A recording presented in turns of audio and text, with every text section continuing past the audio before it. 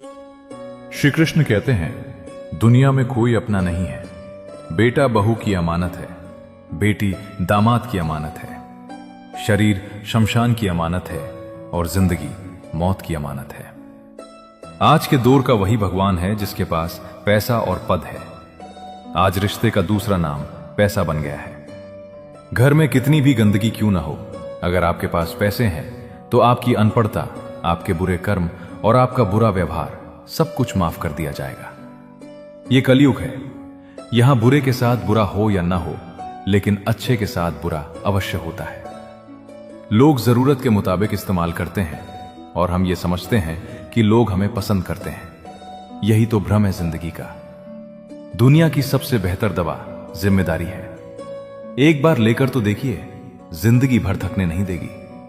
तभी तक पूछे जाओगे जब तक काम आओगे, क्योंकि चिरागों के जलते ही तीली को बुझा दिया जाता है। इस दुनिया में सभी महिलाएं अपने बेटे को श्रवण बनाना चाहती हैं, लेकिन अपने पति को श्रवण बनते नहीं देख सकती।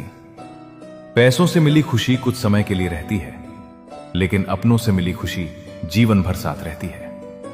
किसी की बुराई तलाश करने वाले इंसान की मिसाल उस मक्खी की तरह है जो सारे खूबसूरत जिस्म को छोड़कर केवल जख्म पर ही बैठती है।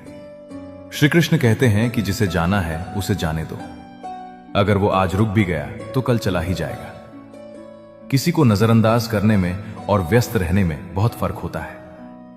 खूबसूरती इसमें नहीं कि हम कैसे दिखते हैं, बल्कि खूबसूरती इसमें है कि हम दूसरों से कैसा व्यवहार करते हैं। खुदकुशी स्वीकार करने वाला समाज खुद की खुशी से की गई शादी कभी स्वीकार नहीं कर पाता।